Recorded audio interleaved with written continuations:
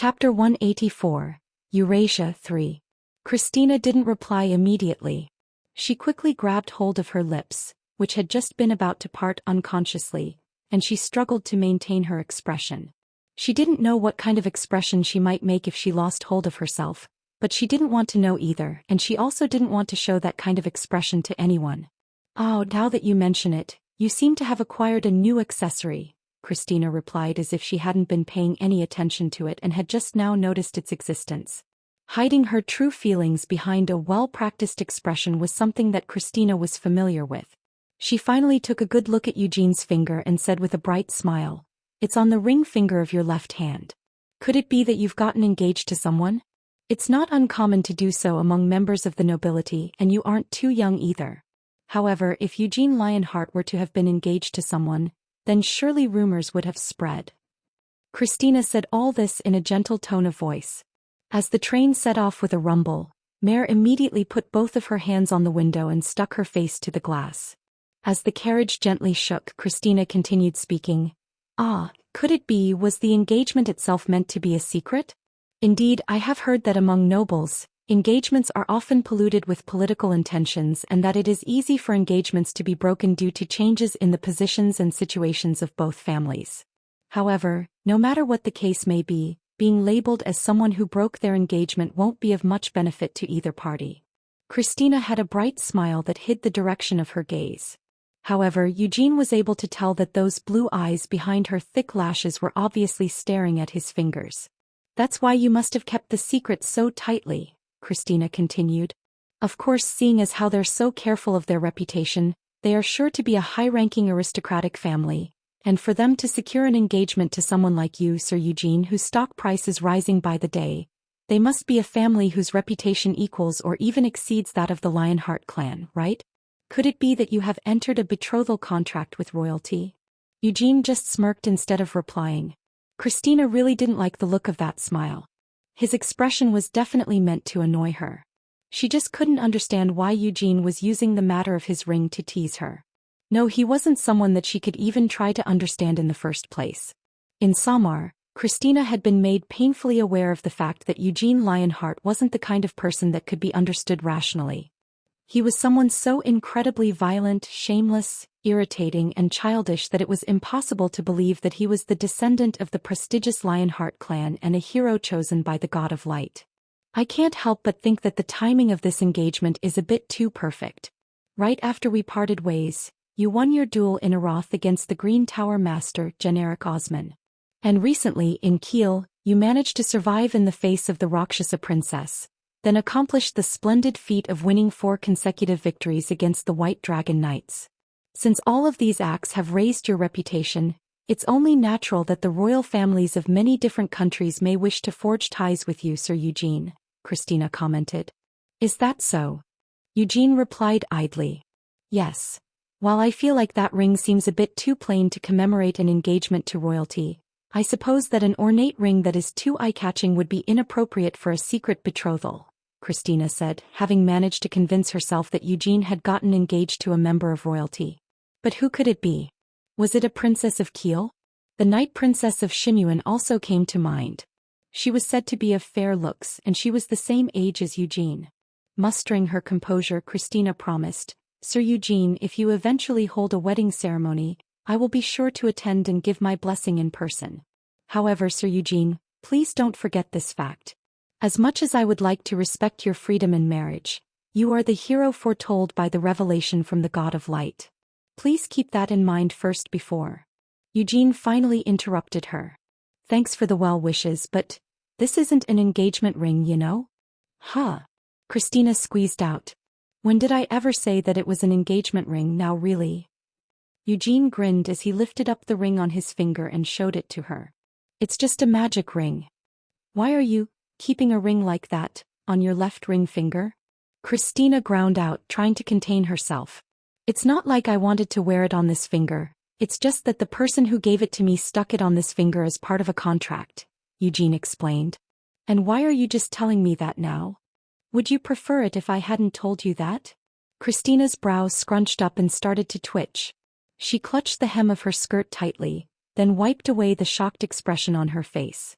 Swallowing the anger welling up inside of her, Christina put her hands together in front of her chest in prayer. What I meant was, why didn't you say that in the first place instead of waiting until now? Christina elaborated. Eugene hesitated. Well, I mean, isn't it up to me whether or not to reveal it at the start or at a later point? But because you were so late in explaining yourself, I came to a misunderstanding and made quite a fuss about it, Christina said through gritted teeth. I took my time to explain precisely because I found your misunderstanding interesting, Eugene honestly confessed. Sir Eugene. Christina paused to collect herself. You have quite the mischievous personality. What's so fun about mocking someone right to their face? As a hero, you should be of such moral character that others can only call you saintly. No matter how talented you may be, and even if you manage to one day subjugate the demon kings and save the world, if your personality stays this ugly, then no one will be willing to follow you. Eugene complained. Isn't it a bit too harsh for you to call me ugly just because I played a joke on you? Mare, who had been clinging to the window, cut in. Since you really are a piece of trash, you should just accept the critique honestly. At these words, Christina nodded in agreement. In the end, instead of saying anything in protest, Eugene just clicked his tongue and turned to look out the window.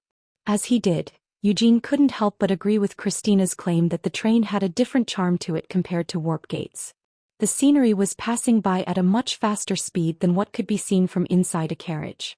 This was accompanied by an incredibly steady mechanical rumble. Eugene relaxed, enjoying the large windows. At some point, the train left the city and began to roll through a quiet field. In the distance, they could see the white city being left behind them. In fact, the landscape didn't have much to look at, but Mare was mesmerized by the scenery, unable to tear her eyes off the window. By the time the sales trolley had passed by them 3 or 4 times, Christina finally spoke up. Aren't you going to ask what the reason is? Mare, who was now sitting beside them, had already eaten 2 lunchboxes and was chewing her way through the armful of snacks on her lap. The reason? Eugene repeated questioningly. Christina closed her scripture book, which was worn out from being read over and over again. Eugene's eyes were also familiar with that scripture book. He had seen that same book every day in Samar. Christina especially liked to open up the book and read it early in the morning, when she had just woken up and before she went to bed at night. I didn't write down the full details in the letter that I sent you, Sir Eugene. While it was because I felt that things like the confirmation of my sainthood weren't worthy of being included in my letter to you, it seems that the letter, along with my current actions, has caused you great displeasure, Christina said in apology. Eugene tilted his head to the side with a thoughtful hum and stared at Christina's face. In any case, your confirmation of sainthood is meant to take place at the Holy See, right? Then why do we need to go to Trescia? It would have been more convenient to just stay in Eurasia. That's because there are several things that need to be prepared, Christina explained. Although she felt like it was already too late for Eugene to complain or ask why, she still replied immediately. In Trescia Parish, there is a fount of light that is said to have been left there by God a long time ago. Starting tomorrow, I will be fasting for 3 days before soaking myself in the spring. The Fount of Light. Eugene searched his memories for the name. He had definitely heard that name once in his past. At that time, everyone had been a little bit drunk and they were all talking about the mysterious places in their respective hometowns. What's so mysterious about that? I'm telling you that the elven territory that I lived in had the World Tree. Hey Hamel, do you even know what the World Tree is? Isn't it just a really, really big tree? There was a really big apple tree behind the house that I lived in as a child. Are you really comparing an apple tree to the World Tree? I've never heard such an ignorant claim. It can't be helped. Later, once all this is over with and we can finally leave this damned place, I'll take you to the elven territory and expand your horizons. No, I don't really want to go. If I go there, I'll just end up meeting that bastard Signard, and there must be a lot of elves with the same face and shitty personality as that bastard. What's your problem with Big Brother Signard? Also, you son of a bitch, I'm trying to take you there for your sake, so shouldn't you just keep quiet and thank me, you? So that's what it was. I get it now. If you stand next to a group of elves, it will make your mug look like the underside of a dented trash can lid. Is that what you're worried about? You want to die? Don't worry, because the only ones who can stand amongst the elves and not be embarrassed by their looks are Vermouth, Anise and myself. A hot river flows through the snowfields near the Buyur tribe. Hey Molin, I understand what you're trying to say, but you can't just make up things that don't make any fucking sense. Your tribe lives right up there in the far north, right? So how could there be something like a hot river in a place where the snow piles up like mountains and there are blizzards every day? Just leave it alone, Hamel. Molen is even more of a village hick than you, so when this kind of talk comes up he's left with nothing to say. Since there's snow here and snow there and snow wherever you look, Molen must just want to make something up. As a warrior of the Buyur tribe and a son of the snowfields, I do not lie. There really is a hot river that runs near our tribe. No, why would a hot river even flow through a snowfield? What kind of fire could melt the snow enough to cause a river to flow? Does that even sound possible, you bastard? Although it's not a fire, there is a place where smoke and flames flow alongside the river. If you don't believe me, then just ask Vermouth. Vermouth and I often bathed in that river together. The river comes from a spring that's being heated by a geothermal vent. The hot water collects in a pool, then flows away into a river. Molen has taken me there a few times and it's a pretty nice place. Just by soaking in it, I could feel that my fatigue was considerably relieved. It isn't just fatigue. The minerals in the water that flows through the river are great for illnesses and wounds, and some of them can even be healed just by soaking in it. It's especially good for the skin, so our women really like it. Anise, did you hear that? If that's the case, then we're going, right? I'm definitely going, so you need to come with me, okay? We can all go there together after the war is over. At that time I will become the chieftain of the Buyur. If I ask them to keep the river empty for my friends, then the tribe members will gladly give way for us. Then all 5 of us can take a bath together in the wide river. You crazy bastard. What do you mean, bath together? Anise and I will go there on our own, so you guys can do the same by yourselves. Hamel, if you peek, I'll murder you. It was just that kind of unimportant conversation. After a battle ended, they would talk about what they all would do after leaving Helmuth. Perhaps because she was in an especially good mood that day, Anise, who rarely contributed when it came to such topics, actually spoke up while taking a drink. If we're talking about mysterious places, then Ura's also has a few like that. What?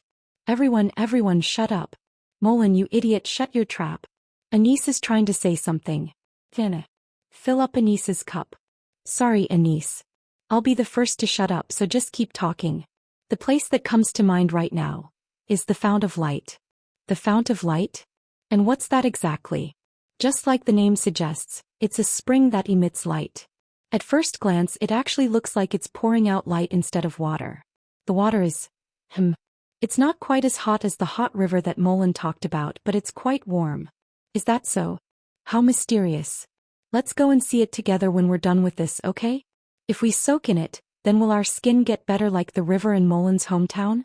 If you just enter it normally, then who knows, it might have such an effect. Anise hadn't talked about it any further. Though we weren't able to go there together, I still ended up seeing the world tree, Eugene thought wistfully. Although he hadn't seen the hot river that Molen had talked about personally, that river had now become a famous tourist attraction in Roar. Eugene smiled bitterly as he recalled the past. If he hadn't died in the castle of the Demon King of Incarceration, would they have been able to travel together to the various places that they had talked about back then? At that time they had already been traveling together for more than 10 years, so they had often chatted about what kind of vacations they wanted to go on afterward. Eugene asked Christina, "Do you even need to do any fasting? It's not like emptying your stomach will make your body cleaner after you take a bath. It's not just simply cleansing the body," Christina explained. As a saint candidate, immersing my body in the Fount of Light is a sacred ritual in and of itself. I have already entered that spring several times since I was a child. You just soak in the spring normally? Eugene asked. Whoosh. Darkness suddenly engulfed the interior of the train. Mare, who was still looking out of the window with fascinated eyes, pulled her hands back from the window in surprise. The train had just entered a tunnel. Spells on the ceiling reacted to the darkness and illuminated the room with a soft light. It wasn't just a simple set of lights either. Thin lines of light ran all over the ceiling, depicting a religious icon. Perhaps because of the train's name being what it was, the icon on the ceiling was an image of Anise praying with her eyes closed. This was the most common composition amongst the many icons depicting Anise. But the way that Anise's figure was drawn with lines of light on the dark canvas created by the tunnel made it look like a constellation. Christina hoped that the darkness had been able to hide the changes in her expression. No, the truth was that her expression hadn't changed all that much. However, she had indeed been a little shaken. Even now, the corners of her mouth felt a bit stiff. Christina carefully blinked once. She calmed her shaking and startled heart. Did Eugene know something? There was no way that could be the case. In this period of time, there was no other saint candidate but Christina. As such, in this generation, the baptism that all saint candidates needed to periodically receive by going to the Fount of Light had been monopolized by Christina. This meant that there was no way that the information could have leaked anywhere else. Christina knew better than anyone just how thoroughly secret the truth behind this baptism was kept. "I'm not sure I quite understand what you are asking, Sir Eugene," Christina said once she had collected herself.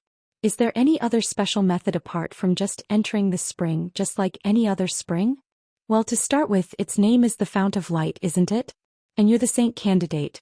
So if you've been regularly soaking in it like it's part of some ritual, I was asking if there's anything special you do to make it more ritualistic," Eugene elaborated. So that was what he had meant. Christina's agitation quickly subsided. Rumble, rumble. The train continued to roll along in silence for a few moments. Whoosh. Upon exiting the tunnel, the darkness was lifted. "I wear a white robe," Christina eventually replied. "A white robe?" Eugene repeated. "Yes," Christina confirmed. "A different one from my normal priest's robes. I have to wear a robe that is entirely white from top to bottom before I enter the spring. Once there, I won't be able to change my clothes or leave the spring for the next 3 days." "What if you get hungry or thirsty during that time?" Eugene asked. Christina shook her head. "The process of enduring those things is part of the ritual." "But what if you need to go to the bathroom?" Mare, who had been looking out the window, snapped around to ask a blunt question. "You don't just let it out little by little, do you?" Eugene's expression crumpled at these words, and he turned to look at Mare. Christina didn't even try to hide the changes in her expression this time. Her eyes widened as she glared at Mare, who just shrugged and smiled innocently. "I'm sorry," Mare apologized. "In any case, I need to return to Trescia for the sake of this ritual." Christina changed the subject. "That's fine," Eugene nodded. "You've got a good reason for doing that and it can't be helped. But, just why did you ask me to come with you today? You could have asked me to just come 3 days later when you're scheduled to enter the Vatican." Christina took a deep breath to stop her voice from shaking and said, "Cardinal Rogers has requested to meet with you, Sir Eugene." "Why?" Eugene asked. "I don't know his exact reason for making this request, but is it really so unusual for a cardinal to wish to meet with the hero?" Christina asked rhetorically. Eugene frowned. "It could also have something to do with you." "Perhaps," Christina admitted. Eugene probed. "Do you have any ideas?" "I honestly don't. Though, my letters to Rohanna have all been monitored and their contents checked," Christina warned him. "The cipher spell I placed on our letters has never been broken," Eugene stated confidently. "Even in the Red Tower of Magic, it was a top-level highly secured spell that only a few others apart from Eugene, Lovelian, and Hera even knew about. This spell was guaranteed to leave traces should anyone have tried to unlock the cipher and then re-encrypt the text.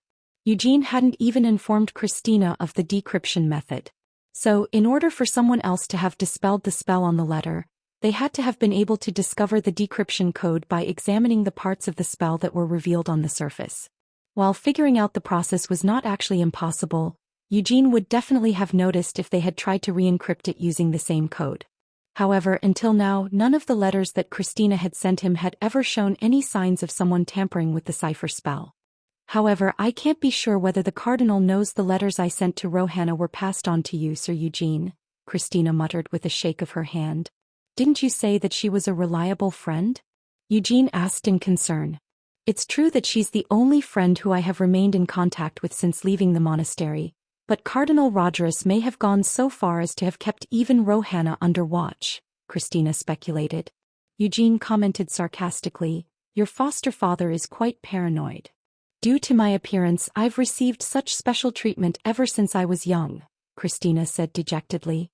Her resemblance to a niece alone was enough to attract attention, but on top of that, Christina had even turned out to be a saint candidate. No. Perhaps the cardinal had already predicted such a future for her when he had taken Christina in as his adopted daughter. With the fact that there was only one saint candidate in this generation, added to how much Christina's appearance resembled a niece, There was no way for Eugene not to have his own suspicions. Although she didn't go into the specific details of it, Christina did say that she knew that I was the hero due to receiving a revelation, Eugene recalled. The Pope or the other cardinals who had also received a stigmata could have received a revelation about the birth of a saint. Eugene wasn't sure about other countries, but such a thing was definitely possible in this holy empire. Are you offended? Christina asked cautiously. By what? Eugene replied. By the fact that I didn't tell you about it beforehand. If I was really offended by that, I wouldn't have gotten on the train in the first place. I'm not an idiot, so I guessed it was something like this from the moment you asked me to go to the Trescia parish together. Christina hesitated. However what? Eugene interrupted her. Now that things have already come so far, should I jump off the train? Or perhaps I should get off at the next station. Would that be more comfortable for you? Christina didn't reply immediately as Eugene asked these questions with a grin. I'm not sure, Christina eventually admitted. She herself wasn't even sure what would be the best answer to Eugene's question. Christina recalled everything that she had seen in Cardinal Rogerus starting from her childhood. If you say that you want to get off at the next station, then I won't try to restrain you, Sir Eugene. Because everything that has happened is an insult to you, and it would feel like I was trying to forcefully drag you with me, Christina confessed. You know, I get tired just by looking at you, Eugene sighed. Christina gaped. Huh. Did you finally speak up after staying quiet for so long because you thought that I would need such an excuse to avoid meeting the cardinal? Eugene accused. Because you thought that if I got on this train after having heard the circumstances beforehand, then you wouldn't be able to give me any further excuses to just refuse the cardinal's invitation. Unable to think of a reply, Christina just stared at Eugene with blank eyes. Eugene assured her. Also, even if you had told me your reasons for inviting me at the start and I refused to go with you, it really wouldn't have been such a big deal. What could they do if I said I didn't want to? It's just that the cardinals might think of me as a rude bastard. As for everyone else, all they would think is that the noble cardinals wanted to meet someone in person, only for that rude young man to throw away the opportunity by refusing. Christina tried to come up with an argument. That's why I'm saying that you're so tiresome, Eugene said. Coming with an excuse was just for your sake, not mine. If you tell them that you made a mistake, insulted me and forced me to leave in the middle of our journey, you believe that you'll be able to protect my position as the hero while only your faults are exposed. Every once in a while, Christina found it hard to believe that the young man sitting in front of her was actually 3 years younger than her. Is there really a need to prepare such an excuse for my sake? Why are you so worried about me meeting your adopted father? Do you think that Cardinal Rogerus is plotting to torture me and force me to give up the holy sword? Eugene asked her. That's not it, Christina stammered. There's no way that would be the case, right? It's just that I can't help but feel a little. What is it? Eugene prompted. Christina was visibly distressed, her expression twisted. Her trembling hands clutched her knees tightly. I'm afraid, Christina admitted. Of what? Eugene asked.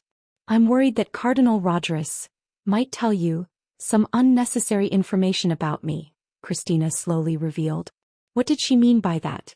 Eugene blinked in shock, so surprised by Christina's answer that he forgot to even ask a follow-up question. What, are you talking about stuff like the fact that you wet your sheets when you were little? Eugene cautiously asked. Of course not. Instead of that, what I'm worried and afraid of is that Cardinal Rogerus might be trying to forcefully create and twist the bond that I'm trying to forge with you, Sir Eugene, Christina finally confessed. The bond that you want to build with me is the bond between the hero and the saint, right? Apart from that, what else is there?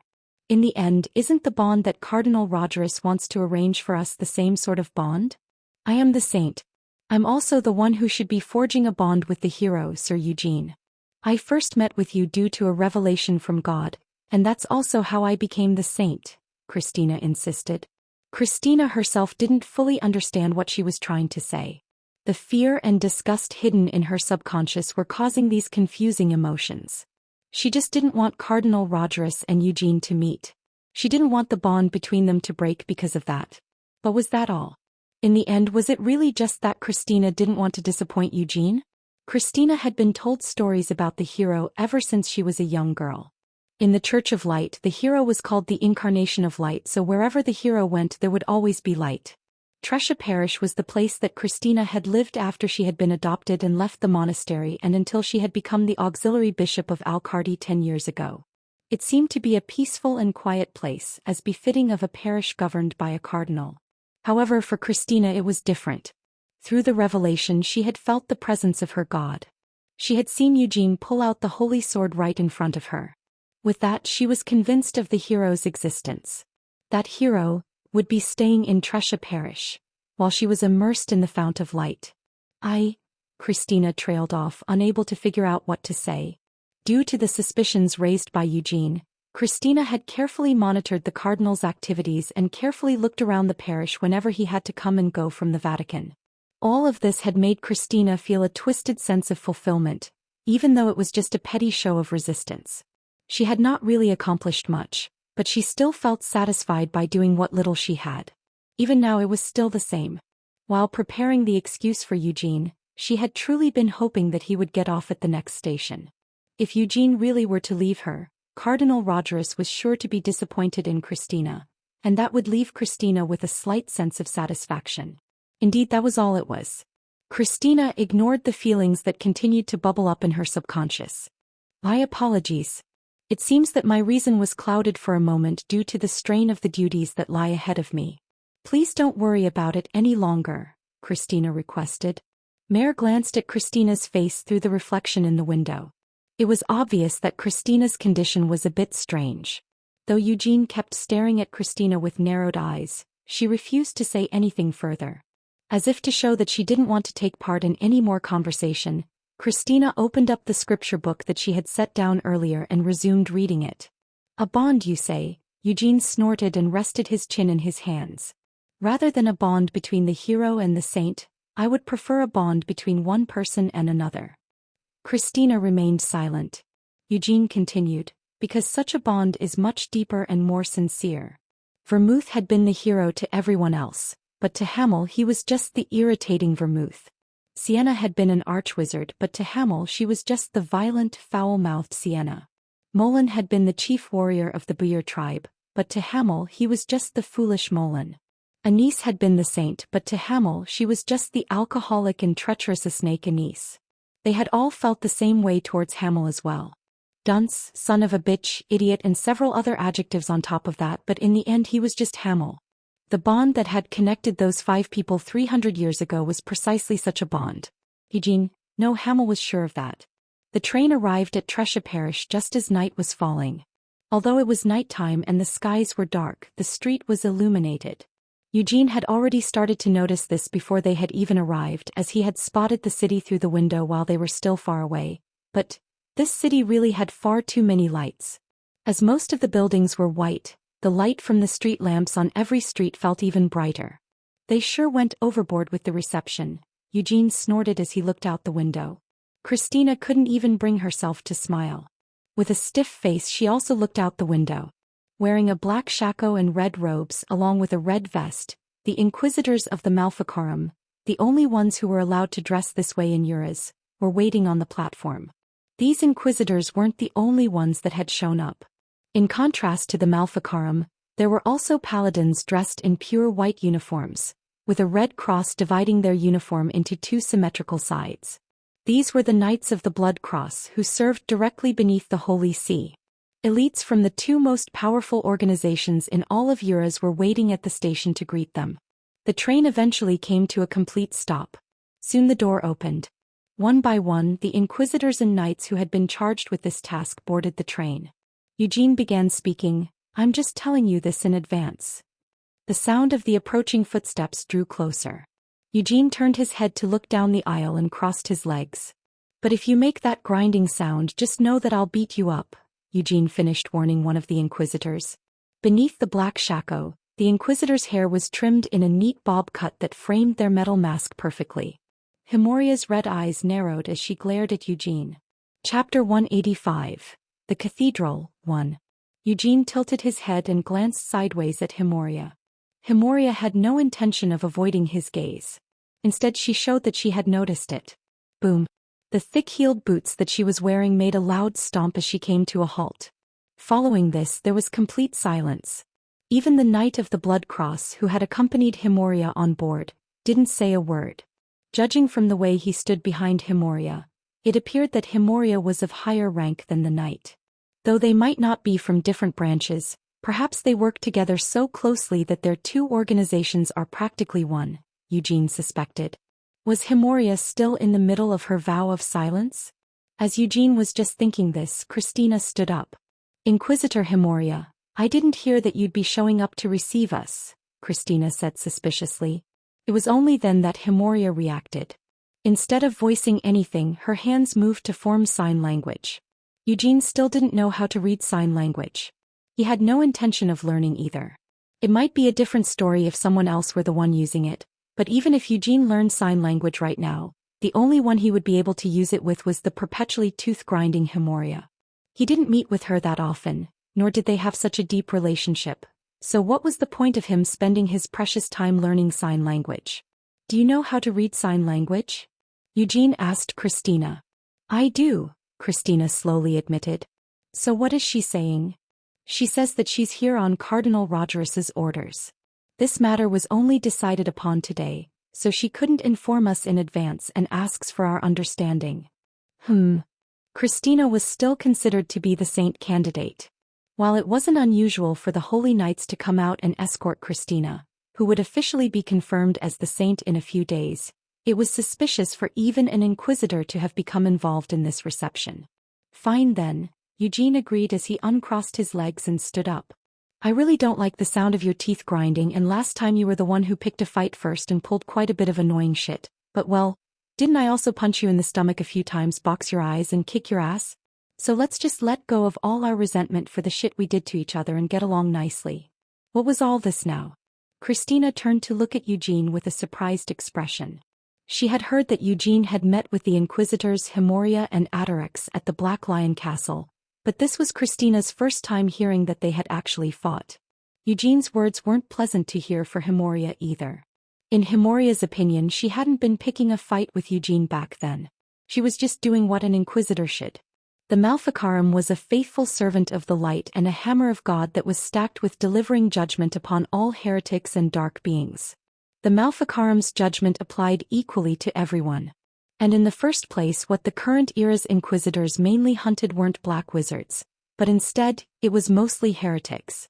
Even the hero couldn't avoid being placed on trial by the Malficarum. Instead, it was because he was the hero that he must be held to stricter standards than anyone else. Eugene Lionheart. Was he really qualified to become the master of the Holy Sword? Wasn't it just because of the special blood he had inherited from the founder of his clan that he could currently hold the Holy Sword and call upon its light? Himoria had tested Eugene because of these doubts. It was only natural for her to do so. But in the end she had to acknowledge him. Eugene Lionheart was a monster and deserved to be named the hero. The moment they stepped out into the passageway, the words Eugene had said just now floated through Himoria's head. It wasn't like Himoria wasn't making any grinding noises because she was afraid of being hit. Fear. She had already overcome something like that during the apprenticeship she went through before becoming an inquisitor. Himoria had experienced terrible pain incomparable to the beating she had received from Eugene and had seen many horrible things. She hadn't come here with any intentions of picking a fight with him. That was why Himoria was holding back the urge to grind her teeth. Instead, she just made a few gestures of sign language in Eugene's direction. Don't interpret those, Eugene instructed. Christina, standing beside Eugene, had been about to open her mouth, but Eugene was one step ahead of her in asking her to be silent. Then Eugene stared calmly at the intricate sign language that Himoria had just used. Fine then, Eugene slowly nodded his head. Although I'm not too familiar with sign language, I can at least make a reply. As mentioned before, Eugene didn't know any sign language. However, there was one piece of sign language that Eugene had gotten very familiar with in his previous life and had made good use of. Himoria's eyes twitched as she silently wondered how to react to the two raised middle fingers being shown to her. Under normal circumstances, she would have ground her teeth as she openly expressed how uncomfortable she felt, but this should be enough of an answer, right? Eugene said with a grin and a feeling of satisfaction. This piece of sign language was a highly versatile gesture that could be used in any situation and during any conversation. As it could be done just by raising one finger, it was very simple and conveyed a lot of meaning. In the end, Himoria didn't continue using any sign language and just glanced at Christina. The look alone was enough to convey her meaning. The Knights of the Blood Cross and the Inquisitors of the Malficarum were still gathered outside the train. Christina let out a short breath and nodded her head. "Understood," Christina crisply acknowledged. After hearing this response, Himoria and the paladin turned around. "Sir Eugene," Christina continued, "it seems I'll need to leave first for the Fount of Light." "Didn't you say that you'd be leaving tomorrow?" Eugene asked. "With the ritual this time being what it is, it seems that a little more preparation will be required," Christina said as an excuse. "Wouldn't it be better to make our preparations and finish early than to take our time and be late?" "Christina," Eugene called out her name. "If you don't want to go, you don't have to. You know that, right?" "What are you trying to say?" Christina asked with a slight smile. "I, who have only been a saint candidate, am finally becoming the official saint. Once I've received the proof of that, it will be announced to the world, and I will be able to gain everyone's recognition as the saint. The only thing I should be feeling at this moment is a slight pressure. I've never once thought I didn't want to do this." While saying this, Christina took the first step and bypassed Eugene. Eugene stared at Christina's back as she walked ahead of him. Whether her shoulders were trembling or her fists were clenched, he couldn't see any signs of this. Christina's spine seemed firm. Or at least that's how it looked. "You must be tired after traveling so far," a voice rang out as soon as they got off the train. It was a voice that Eugene remembered. One of the Inquisitors from the Malficarum, Himoria's teacher Atarax, took off his shako and approached Eugene and Christina. Atarax continued, "I'm not sure if my disciple could convey the full story clearly." "If you really wanted to make the full story clear, you shouldn't have sent someone who can't speak and can only communicate in sign language," Eugene complained. "Oh, well, that's true. My apologies. I only considered the fact that Saint Candidate Christina is known to be skilled in sign language," Atarax admitted with a bow of his head. "Then allow me to inform you of the situation once more. Saint Candidate Christina, you are to be escorted by the Knights of the Blood Cross and the Malficarum to the Fount of Light. As for you, Sir Eugene Lionheart, you will be accompanying Himoria and me to the Trescia Cathedral." "Is there any reason I can't go to the Fount of Light?" Eugene demanded. Atarax hesitated. "Formality and tradition are the main reasons. Sir Eugene, since you are a member of the Lionhearts, you should be able to accept that." "But I'm afraid that I don't really feel like accepting this," Eugene shook his head. "Ever since I was young, I've always thought that the Lionheart clan's traditions are a bunch of trash." "Haha." Atarax laughed and placed the shako back on top of his head. There was no meaning in saying anything further. As long as a line had been drawn based on formality and tradition, there was no room for Eugene, an outsider, to interfere. The other party was the Holy Empire, which had maintained such a status for a long, long time. "Allow us to escort you," Atarax requested. The Knights of the Blood Cross approached Christina. Christina immediately headed away with the Knights of the Blood Cross without turning to look at Eugene. Eugene could not tear his gaze away from the sight of her receding back. The knights all moved as one. Even though there were 20 of them here, the sound of their footsteps wasn't scattered at all. Ura's Knights of the Blood Cross were a knightly order that was always brought up whenever it came to discussing who were the best knights on this continent. Although none of the Crusaders, the commanders of their knightly order, had made an appearance, the swift movements of the Knights of the Blood Cross revealed a different sort of nobility and steadfastness than that shown by the White Dragon Knights of Kiel. The Malficarum's Inquisitors mixed into the group by forming a circle that enclosed it.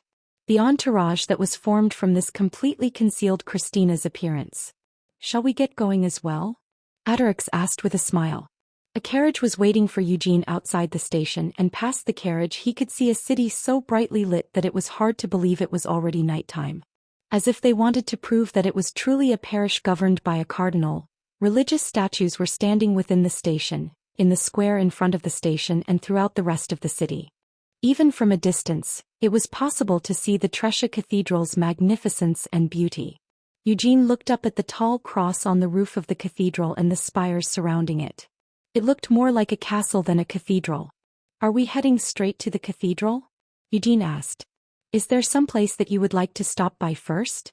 Atarax, who was sitting across from him, asked in return. Eugene, Mare and Atarax were the only ones inside the carriage. Himoria was sitting outside in the coach box. Well, it is my first time in Uras. Could you recommend some of the tourist attractions in this city? Eugene requested. I'm afraid that I'm at a loss as to which places I should recommend to you, Sir Eugene, as you're not a follower of the light, Atarax admitted in embarrassment. That's right. Why don't you take this chance to convert to the Church of the Light? I'm afraid that I'll have to decline. Isn't it strange for the hero to not have any religious beliefs? Unfortunately, the Kiel Empire where I live has guaranteed our right to freedom of religion.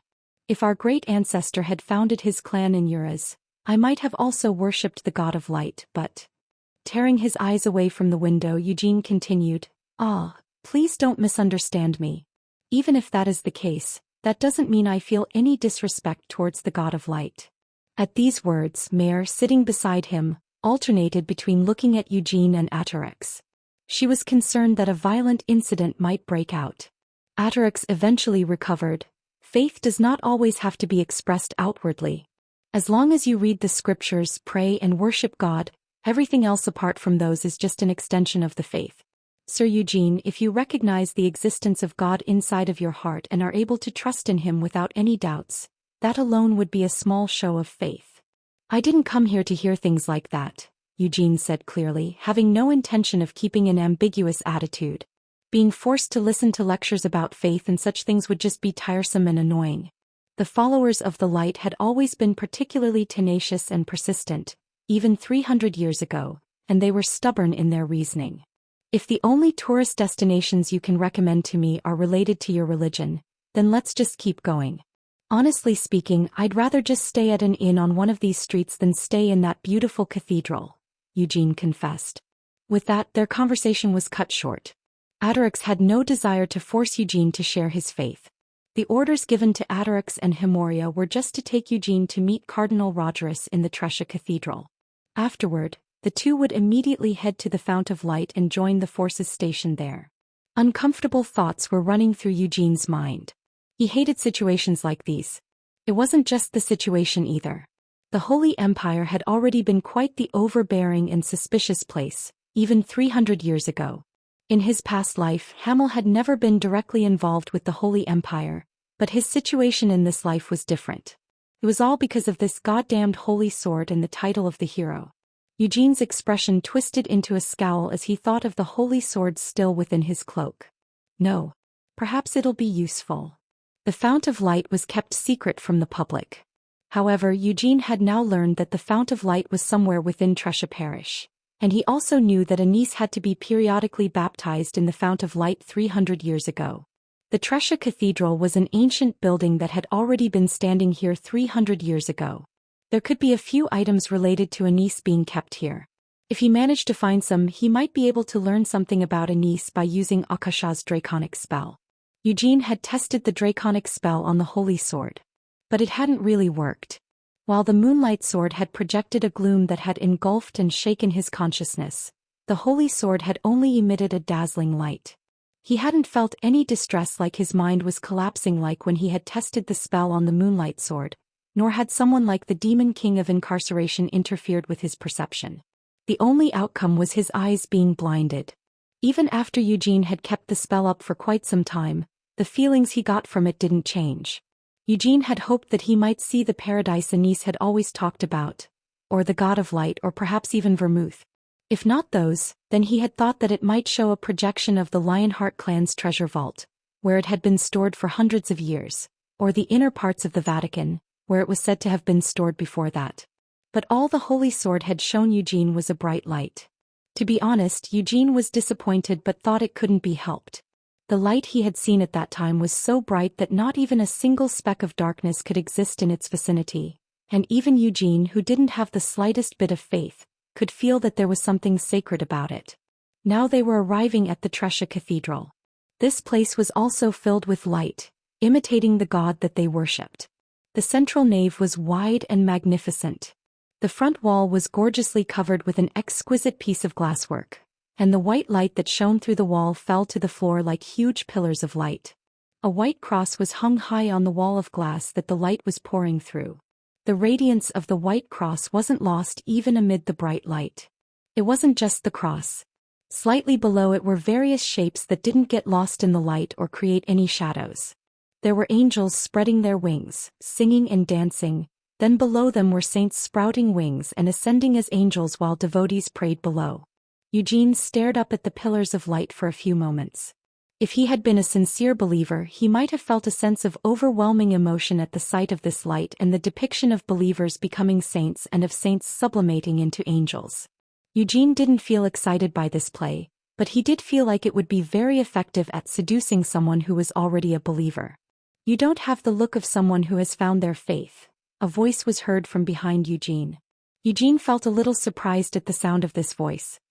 His senses were sufficiently sharpened, and there was no reason for them to have dulled.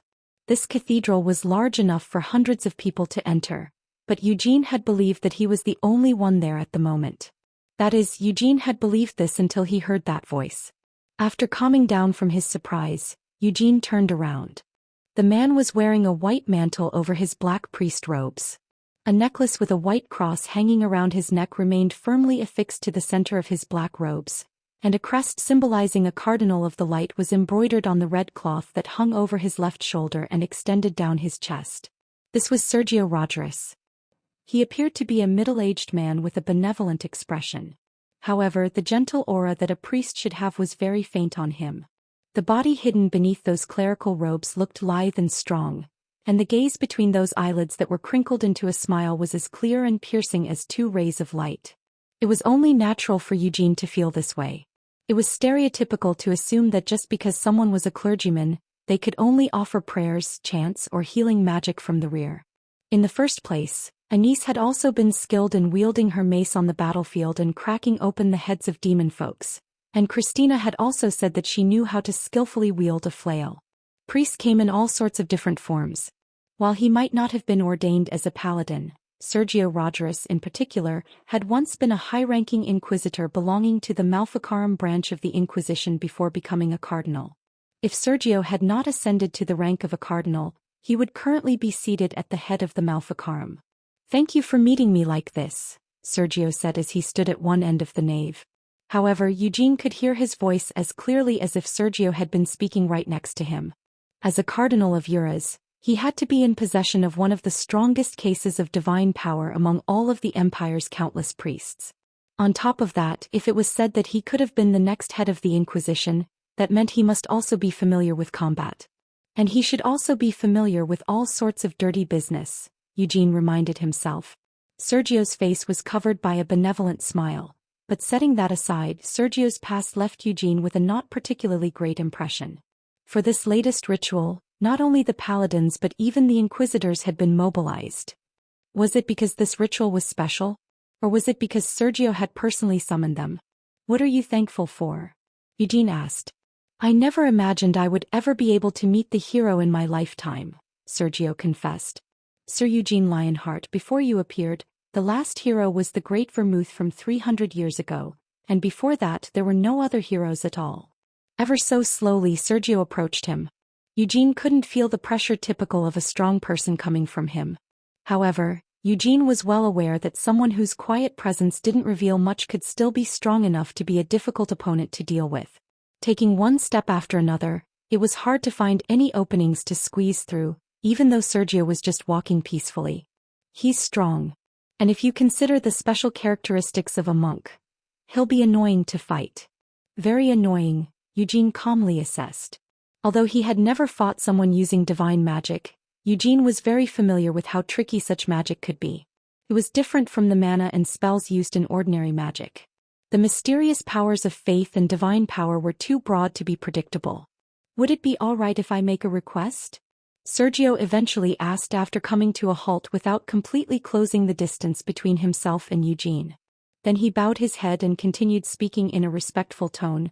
"Would it be all right for me to confirm with my own eyes that you truly are the hero, Sir Eugene?" Instead of replying aloud, Eugene just unfurled his cloak. He grabbed the hilt of the holy sword Altair that was inside his cloak and slowly drew it. Sergio's eyes were filled with emotion at the sight of the holy sword held firmly in Eugene's hands. The cardinal put his hands together as he looked up at the holy sword that Eugene held aloft. Eugene suddenly felt like something was being sucked in through his grip on the sword. He flinched and looked down at Altair's blade. Even though he hadn't willed it, Altair's blade was vibrating slightly. Then it slowly got brighter and brighter. Oh! Sergio's eyes shook as he fell to his knees on the spot. The pillars of light pouring down from the walls, and the ceilings were drawn to Eugene. Eventually, the light emitted by Altair met the pillars of light that were already within this cathedral. Whoosh! Altair's light abruptly swelled. The two sources of light didn't just meet and connect. Altair became the new source of the pillars of light. The lighting pouring down from the walls and ceilings was absorbed and then scattered into pieces by Altair's light. With that, a storm of light raged within the cathedral. The red cloth draped over Sergio's shoulder fluttered in the waves of light. Without closing his eyes, he watched as Eugene stood in the center of the raging light, holy sword in his hand. Eugene wasn't able to look at Sergio. The light that surrounded and scattered from him was so bright and intense that he couldn't even see his own body, let alone Sergio's figure. In the midst of this light, Eugene detected the inexplicable scent of blood. He saw the back of a young, still immature girl. Anise. As that name popped into Eugene's head, he took a step forward. At that moment, the light faded away. The smell of blood as well as the girl also disappeared. Eugene stood there blankly for a moment before lowering the holy sword. "Oh Lord, thank you for this miracle." Sergio raised a prayer to his God, still down on his knees. Unable to say anything, Eugene just stared at the holy sword's blade. The blade's vibrations had stopped. It also wasn't emitting any more light.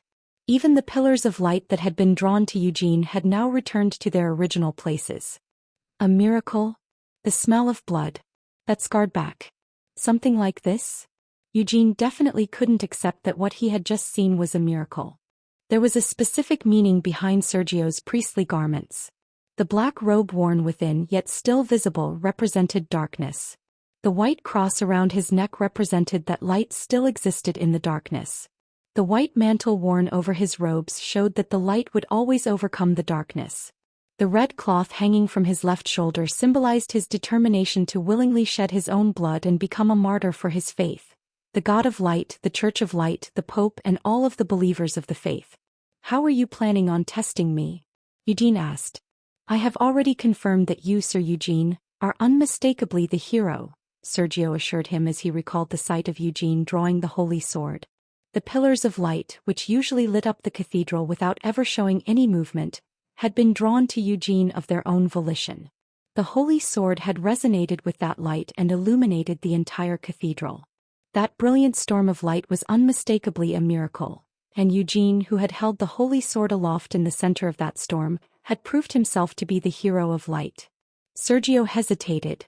Well, for Eugene Lionheart as the hero, there was no need to test him any further.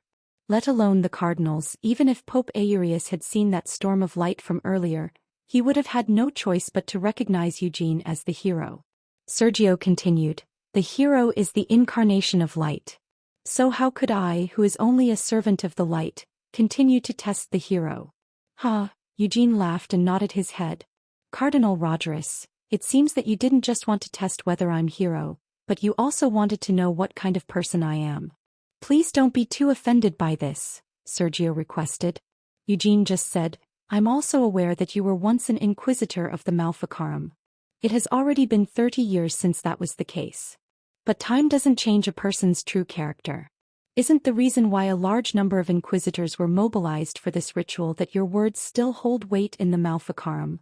"I can't deny that," Sergio conceded. "However, I am not using such influence for personal reasons. It's just because the ritual this time is far more important than ever before." Eugene interrupted him. "Doesn't the fact that you're currently using them to monitor me count as a personal reason?" Sergio's steps halted. While calming his surprise, he turned to look back at Eugene. With an innocent smile that seemed appropriate for his age, Eugene was staring at Sergio. "There were two inquisitors responsible for guiding me here. Atarax the Punisher and Himoria the Guillotine. But now, it's quite amazing. The number of inquisitors currently watching me seems to be far more than just two, right?" Eugene asked innocently. Calling it amazing wasn't just an exaggeration. Even if you rounded up all of the inquisitors who had left with Christina, far more were still currently watching Eugene. If he roughly tried to count the number of inquisitors hiding around them, there were at least 100. Ah, Sergio let out a low laugh and raised his hand.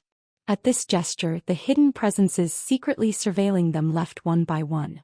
As the hero, Sir Eugene, you are just as important as the ritual for the saint candidate, Sergio said as an excuse. Is that so?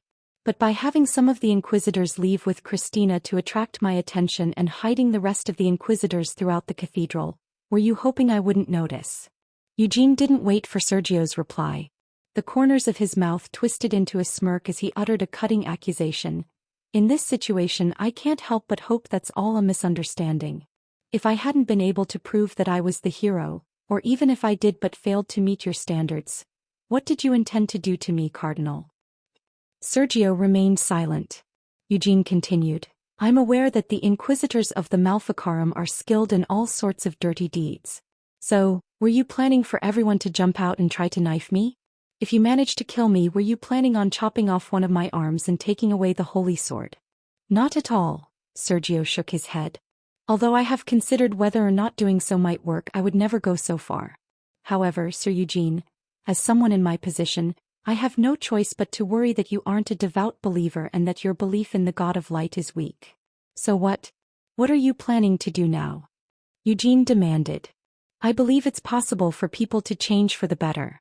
Sir Eugene, even if you currently aren't a follower of the light, I believe that one day, thanks to God's grace, you will become a believer, Sergio stated confidently as his hand reached into a pocket. If you hadn't shown me such a brilliant light, I would have done all I could to try to convert you to our faith. But by what methods? Eugene didn't feel the need to even ask. The Inquisitors' treatment of non-believers, apostates and pagans had been famous even 300 years back. Even now, their interrogations were synonymous with torture, and there were several rumors about how they would force people to convert so they could be used as tools for religious propaganda. But I did see it all happen with my own eyes. There is no way that you who shone so brilliantly don't have faith in your heart. But Sir Eugene, were you aware of what it means? For the hero to be the embodiment of light.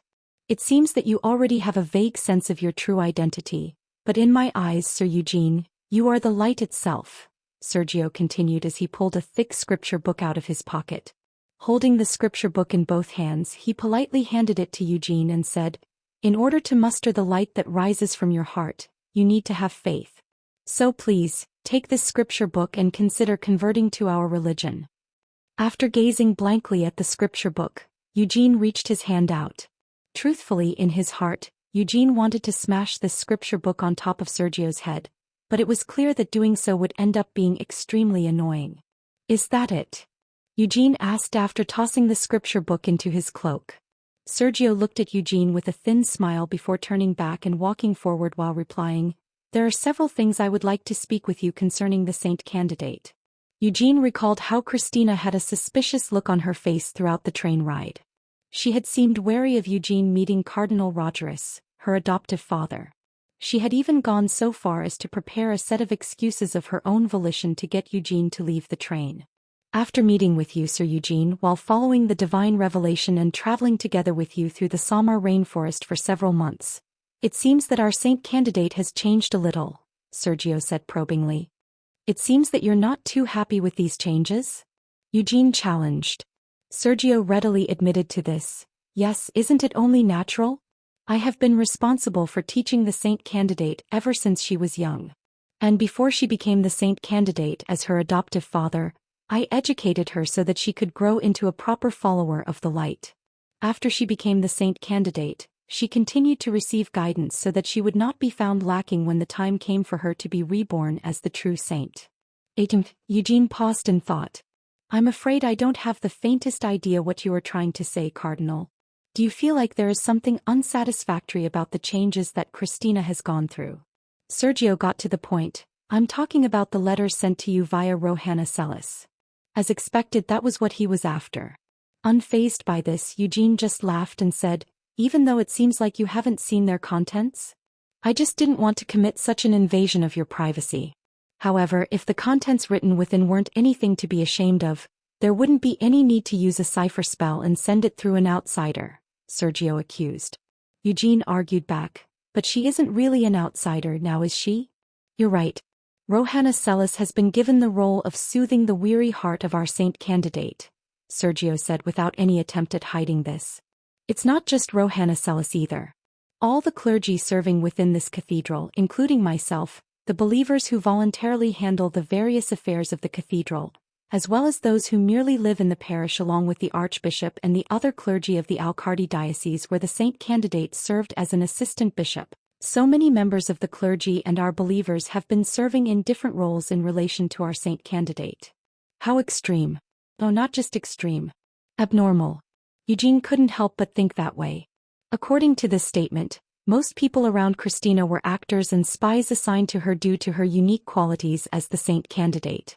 For over 10 years I have been teaching the saint candidate and hoping that she would grow up in a proper manner to be reborn as the saint. Most gratifyingly, our saint candidate will soon become the saint, and she will shine her light on the world by assisting the hero who has reappeared after 300 years. Sergio paused for a moment. Please don't be offended, Sir Eugene Lionheart. While you are unmistakably the hero, you are markedly lacking in the faith that a hero requires. I hoped that our saint candidate would be able to guide the hero and lead him into becoming a devout believer. However, our saint candidate seems to have instead been influenced by you, Sir Eugene. Why don't you just let yourself go and speak frankly? The way that you keep talking in circles seems like it would be annoying to do. Even listening to it, it's really quite. Eugene laughed suggestively, then continued speaking. It feels shitty? Or at least that's what I think. My apologies. Isn't it unbecoming for the hero to curse like this? I don't want to resort to curses either, but I really think that word is best suited to express how I feel right now. It's all right, Sergio forgave him.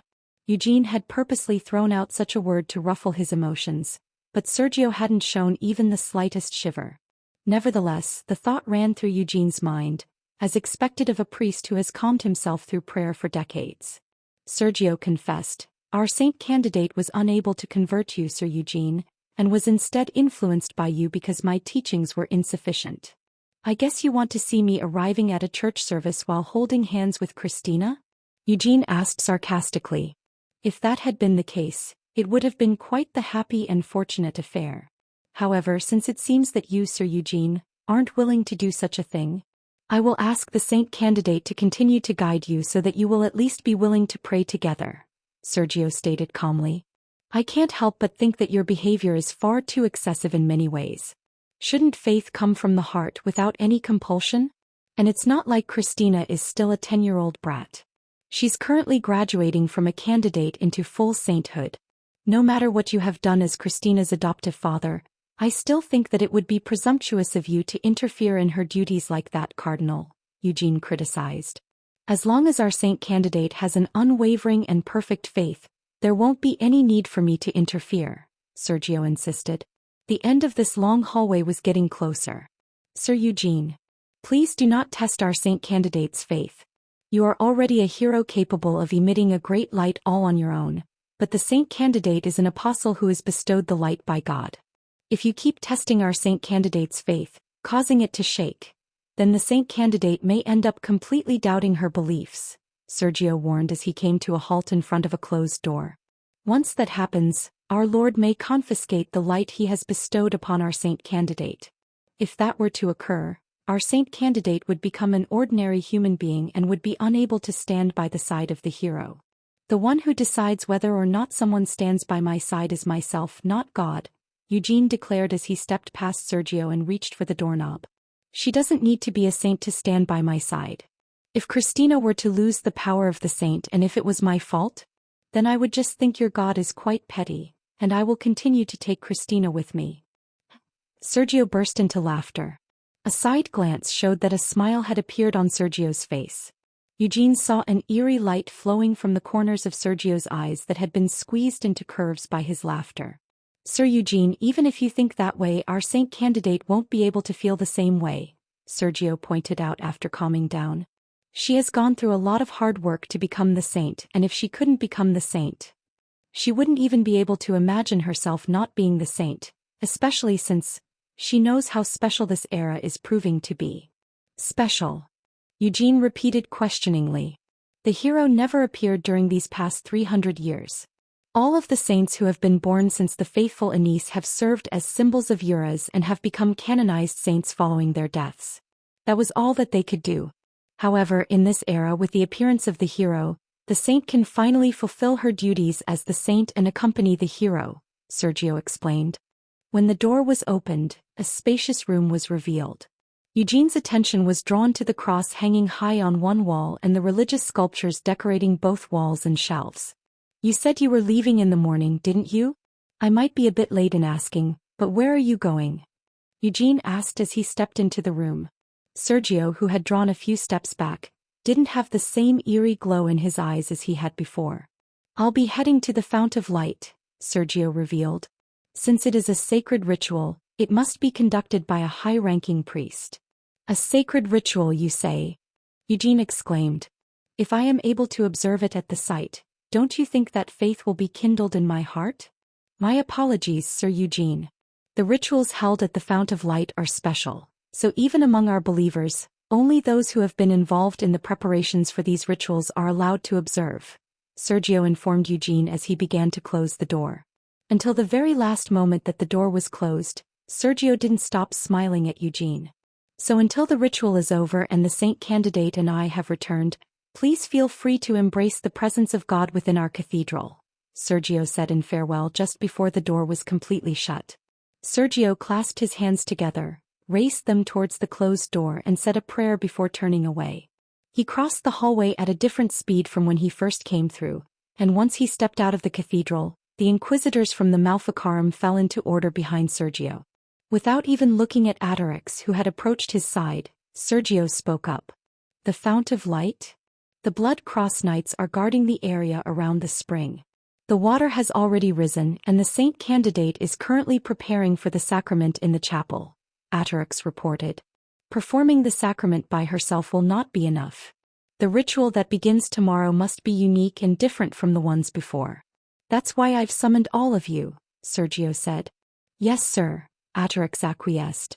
Since I'll have to assist in ensuring that the sacrament is done completely and without any defects, it seems that I'll have to make haste. Since I've already made all my preparations, let's head to the spring immediately, Sergio announced. Adarix asked, what should we do about Sir Eugene? He is unmistakably the hero. While his lacking faith is a flaw, we can address that in the future. What's important right now is the saint candidate's ritual.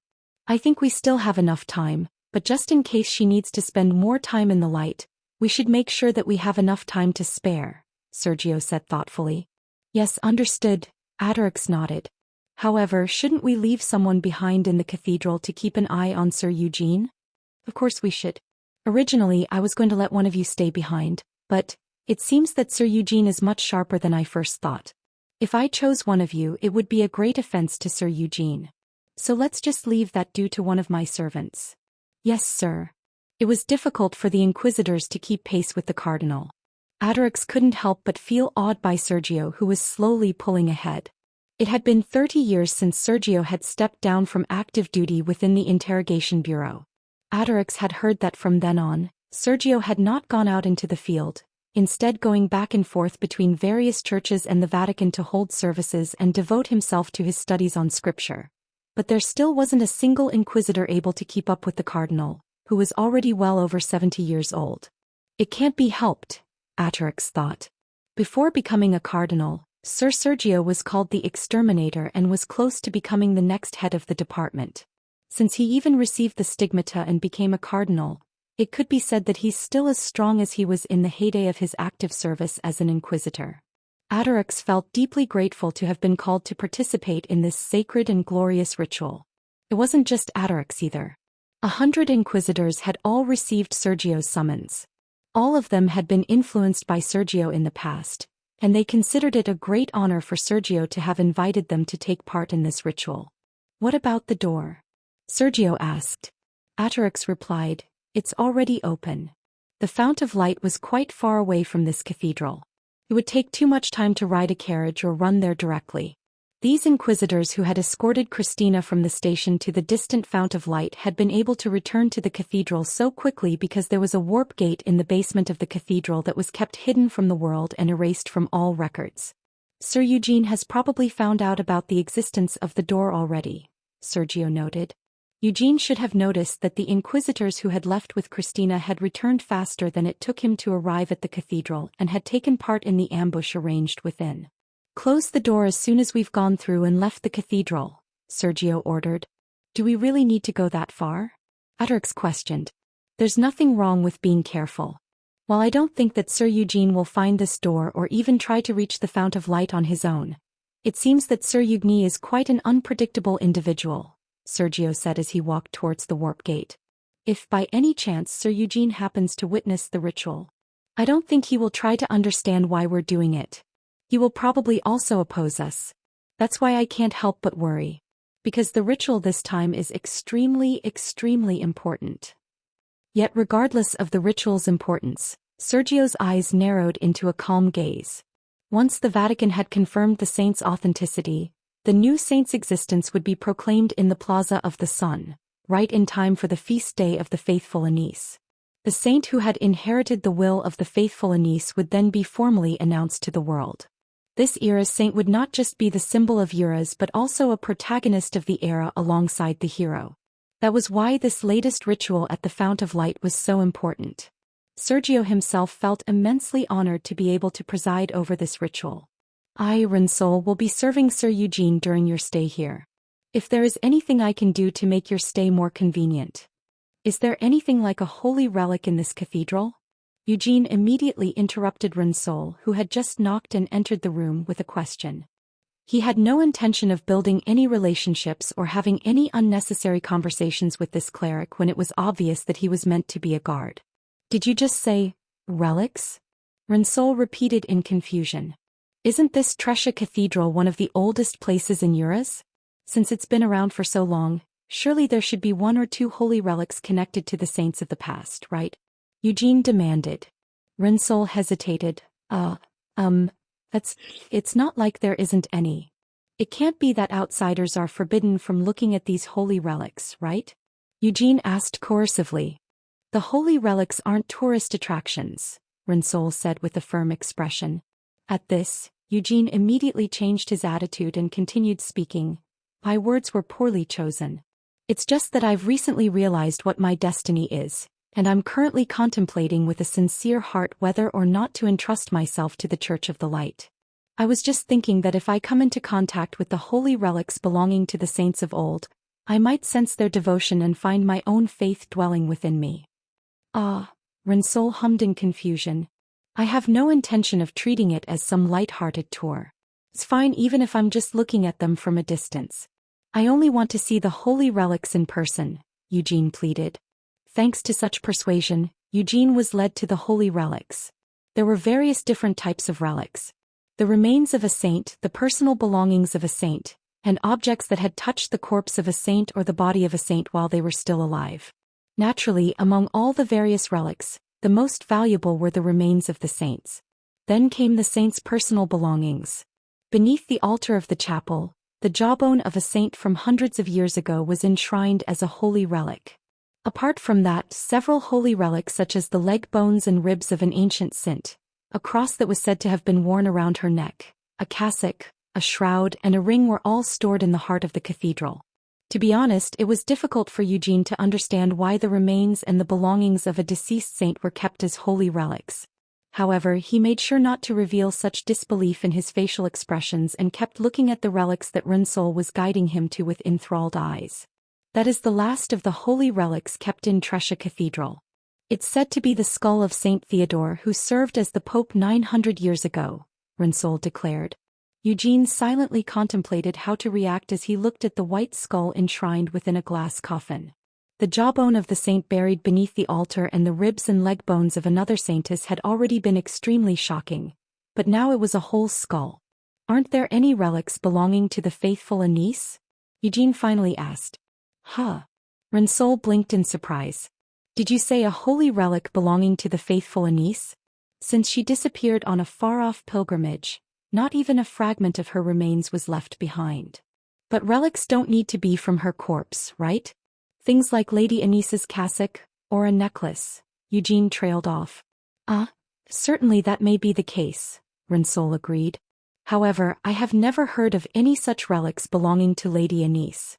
If there are, they wouldn't be kept in this cathedra either.